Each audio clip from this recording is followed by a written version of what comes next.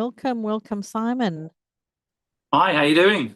Great. I'm going to add a spotlight there so you can join us. Before we go any further, Simon, I have a dream. Okay, I tell me want to more. I want to see parents supported to be the parents their children need them to be. And I want to see home education recognized as a positive and valid choice that should be respected and supported. So I think that's a valid dream yeah. and a good one, and I think it's something that can happen. Yes, and we need a lot more clout and power to get our voices out there. The Americans have a very strong lobby. We don't have a lobby. I mean, it's us. It's us. Those that we're not doing this. This is not a full-time job. We're just fitting it in around our work hours and our families. And we're all a bit exhausted, quite frankly. But anyway, welcome. We're not trying. We're trying not to keep anyone too long today, although you're welcome to stick around. But we'd love to know more a little about you as a home ed parent as well. How did you get into home educating? So I myself left school at 15, and that sudden going from school into the real world gave me a bit of a shock. I felt like the school system, my education, 12 years, I guess I'd been in school at 15, 12 years is a long time. And I realized that when I hit the real world, I wasn't prepared. I didn't know how money worked. I, I, I could tell you the capitals of a few cities I'd been told to memorize, but how to sell, how to negotiate, how to, actually do things like life things. I hadn't been given any of the tools to do those things. And so Yeah. I both count myself unlucky and lucky that I left the school system so young. It wasn't my choice. But I think I started my education when I left school. Oh, yes, absolutely. So I had my own version of home education. Most people do it, presently the other way around, right? They do it young and then 15, 16, 17. I heard Nat Way on earlier talking about, as the kids get older, they kind of find their place within the education system. But I had it the other way around. I was forced into the system. I didn't know there was an alternative when I was younger. And then when I hit the real world, I started my real education. And so, accidentally, I was a home educated teenager. Okay. It's a form of home education, right, in the real world. So yeah, I think that my son, my instinct initially was not to home ed. I think my initial instinct, was go to nursery. And we found a lovely nursery for him that he really loved and we really loved. We're very privileged. We were able to afford private nursery, so that makes a huge difference being privileged. And we had a lovely woodland school experience. And then when my son was about 5, we moved him to another school, less nursery focused school. And again, we were very privileged. We had a really lovely school that we took him to, as private school, small classrooms. The philosophy of the school was all about like climbing up trees, having a good time. It wasn't sit at a desk all day. He was in a forest most of the day again, and he was happy, very happy. And then something changed. When he was just turning 6, his teacher changed, and the teacher came from the mainstream school, even though it was a private school. And suddenly, the teacher from the mainstream school was having him sit down, listen, blackboard, do what you're told, kind of vibe. And he just started like hiding in the car. He didn't want to get out of the car, and the whole kind of excitement of going to nursery stroke school was suddenly like he didn't want to go. And the breaking point for me, I'm sure my wife Helen, who's probably listening in, she has her own version of this story because we seem to be on the same page kind of almost instantly. But the breaking point for me personally was I was at the school front gate, and we were 10 minutes late. And I don't want to get blocked on YouTube, but my son basically, just as we were about to leave in this rush to get to school on time because we were not allowed to be late, he needed a poo. Oh dear. And basically, you know, when kids need a poo, they need a poo. They don't have much warning. It's like, I need to go now. So I'm like, but we're going to be late. Can you do it at the school, sort of thing? So I don't like doing it at school. I get told off. And so I was like, okay, wow. You know, you need to go to the toilet when you need to go to the toilet, you know, like surely we can tailor make that bit for you, Like mate. human rights and all that. Yeah. Something like that. Yeah. So and then he went to the toilet, we rushed to school. And I remember the person that was running the school, and bear in mind, you know, this is a private school. They literally told me off at the gate.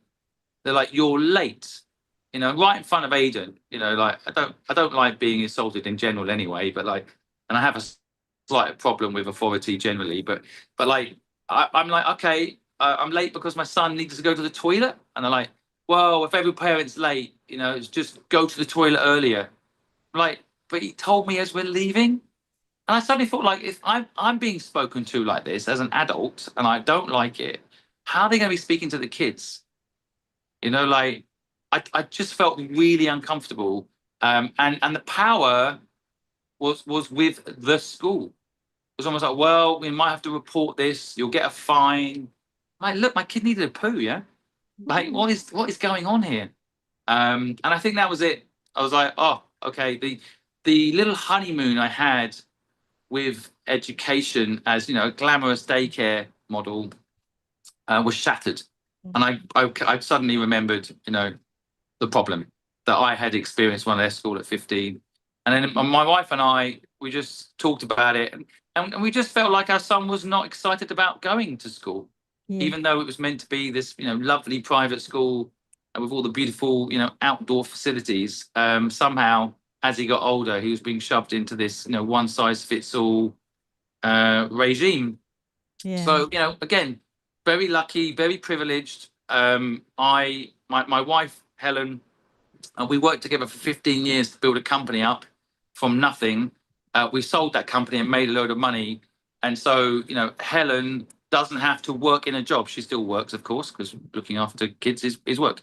But she basically was able to take on the majority responsibility of looking after Aiden initially, and we kind of went for it. It was pretty daunting to start a home education process, just because of all the rules, I guess, and the paperwork you've got to fill out, and the people you've got to notify, and all that sort of stuff. So, huge learning curve, especially for Helen, who really took on the bulk of like allowing us to home educate Aiden. Um, Best thing we've ever done though, and Yeah. just so many pluses to it. Of course, like anything, there's some downsides to home education, and now I pretty much spend nearly every day telling someone who's having kids or has a kid to look into it, Mm. and don't just cross it off as something you can't do because maybe both parents have to work. There's always that element. You know, look at the option, because I really think the present system's broken, Yeah. and you know, one way around it is for you to educate your child. Yes. And I love it. I'm so proud of my son. Ironically, I don't think I'm teaching him anything. Every single day he teaches me something. I think that's one of the philosophies that home education teaches you. This isn't about us shoving information down our kids' throat. Yeah. It's about us understanding each other, our likes, our dislikes, our passions, and so on. And every single day I learn something from my son. You know, so I'm grateful that he's educating me. Well, I always, you know, you said that you know, you think you've learned more since you left school, and that's often the question I ask people when they query, you know, they question home education. I say, do you think you learned more in school or out of school? And then they will say, well, actually, I probably learned more after I left school. And I'll say, well, why is that? And I'll say, well, I was able to follow my passions and my interests, and you know, I was interested in what I was doing. And then I'll say, well, why would it be different for a child? 100%. You know, and we are designed to learn, we are made to learn. It's actually what happens within the school environment, it's artificial, and it actually tends to squash the child's natural ability to learn, their natural curiosity, and as Julia Black shared earlier, you know, turns their lights off. 100%. Yeah. And I always, when I'm talking about this subject, I am quite a high profile figure these days. I have, Yes. you know, 17 million followers, and Yes, we I have, know. you know, with great power comes great responsibility. And I have to Yeah. be very careful how I talk about this subject. Yeah. You can talk freely, and I Yeah. think, but I have to say what I feel, but I have to explain it very carefully. Yes. So for example, you know, teachers are not the problem. No.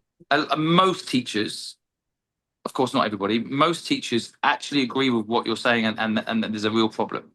I met a head teacher who quit recently, and they quit because of what you're talking about. Yep. The teachers know better than anyone.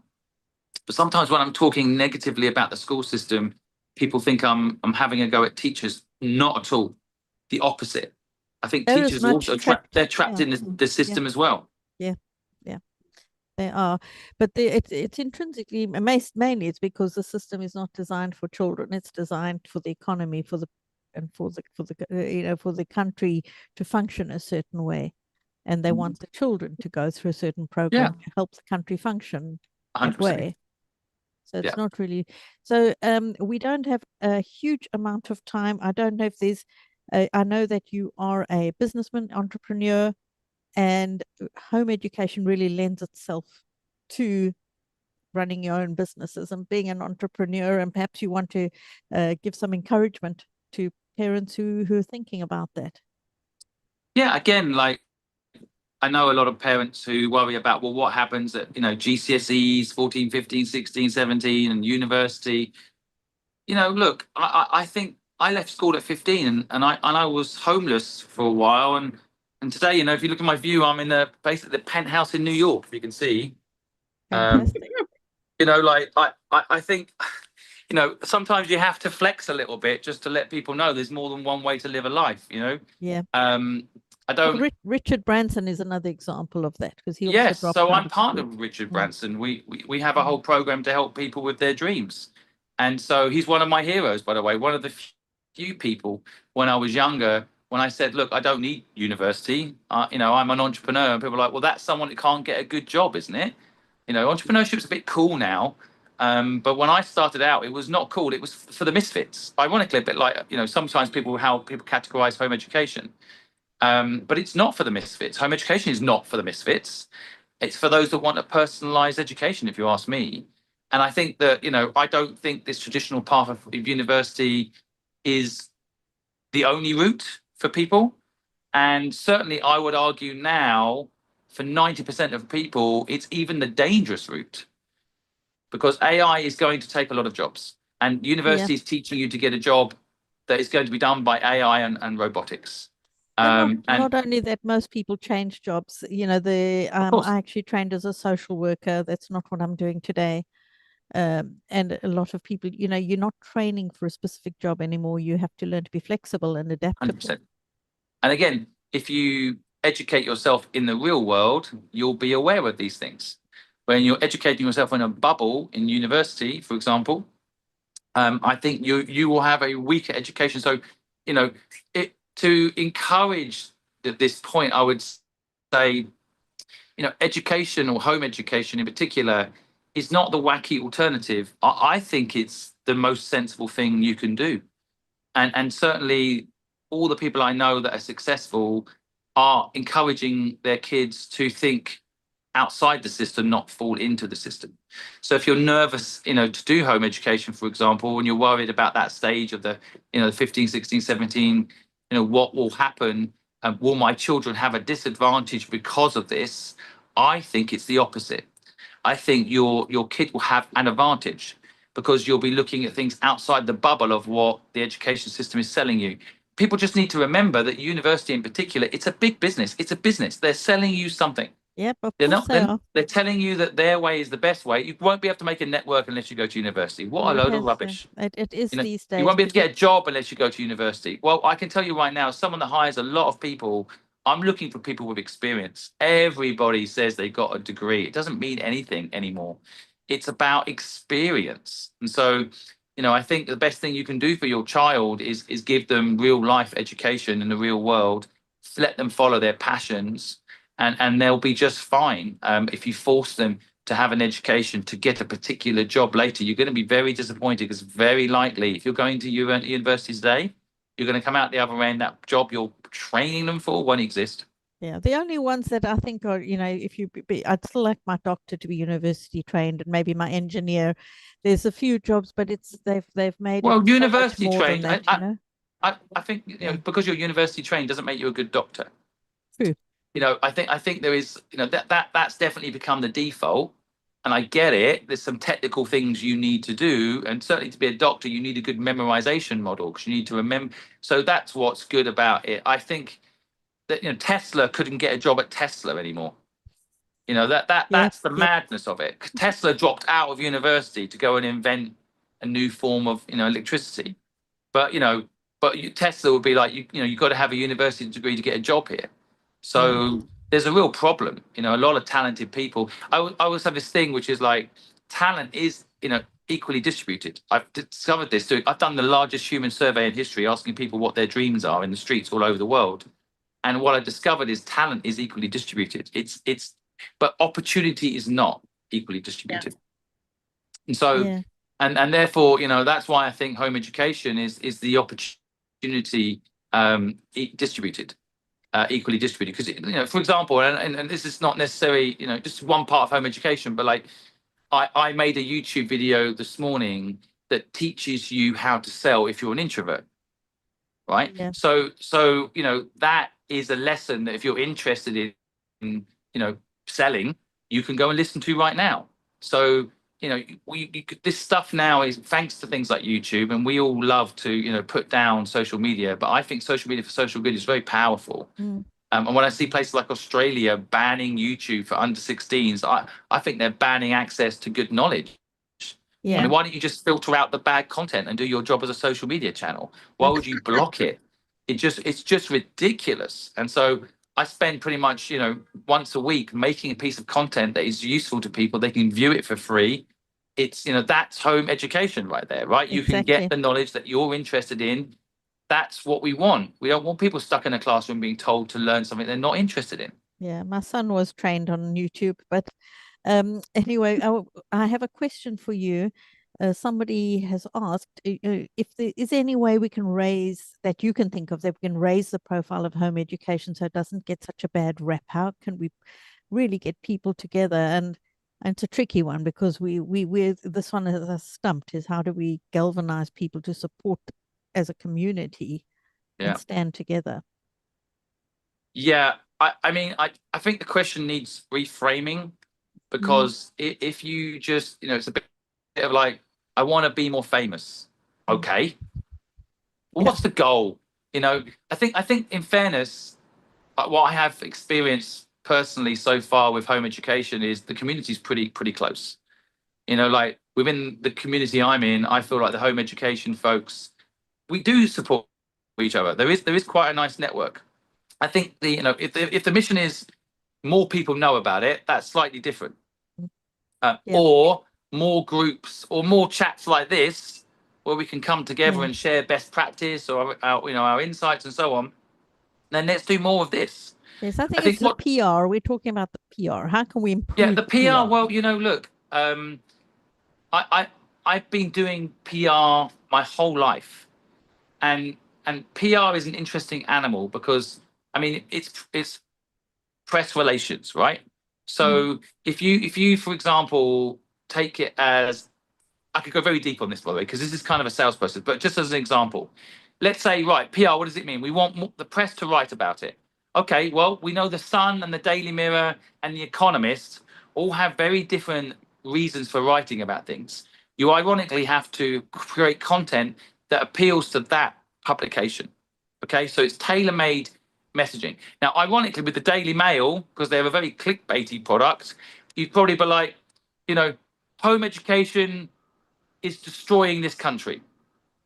That's going to get everybody that believes that to click on the link, and then hopefully you have a story where it explains, well, that's what some people think, but these are the people that think that that's not true. Like yeah. it's very clickbaity, reverse psychology. Now, could you get the Daily Mail to do it? Maybe. I mean, I do like positive PR, but the problem with positive PR is it doesn't get many clicks. Yeah. So, Okay. Yeah. I would rather have home education, is the best thing in the world, says Simon Squibb, one of the Britain's best known business people on social media. But I'm pretty sure it won't, people, that's not as exciting for the media, right? They're a vulture bunch, they want clicks, and negativity gets clicks. So you have to play the game. Yeah, And so do we we want to need play to that game? identify who the dead bodies are going to be for the vultures. Something like that. Yeah, yeah. I mean, again, PR in particular. I am actually, my whole reason for doing what I'm doing. I've never worked so hard as I'm working right now, and my reason for doing it is I want to fix the education system. But what I didn't want to do when I started this journey 5 years ago was just moan about it, and keep saying, I wish more people knew about this, and I wish the system was fixed. And I built an alternative to it. That's my vision for helpbank.com. That's my vision for my YouTube channel. Yeah.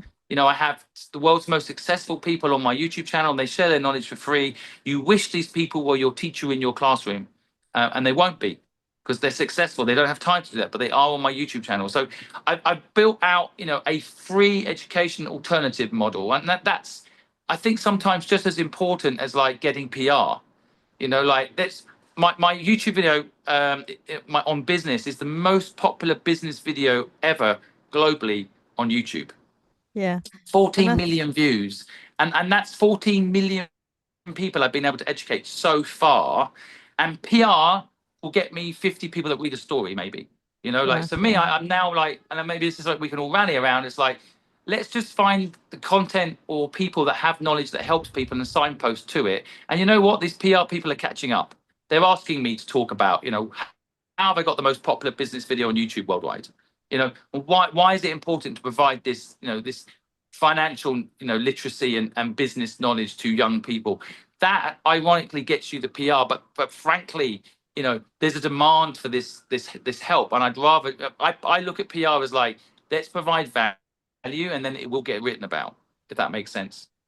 Okay. Well, thank you, Simon. Sorry, I've got Dr. Peter Berg waiting to come on next, and All right. I just appreciate you joining us so much. There's Alison waving at you.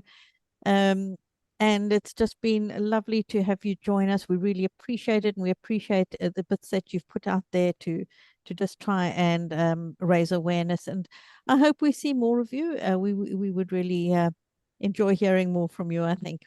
Thank you so much. I am trying to do, one proper post a week about home education so people know. And I've got a full-time PR company that works for me, and I'm presently pushing them to do more around it. So if there's anything I can do to help you guys, we're on the same mission. I'll be there.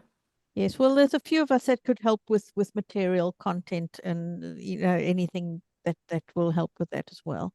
So thank you very, very much for your time.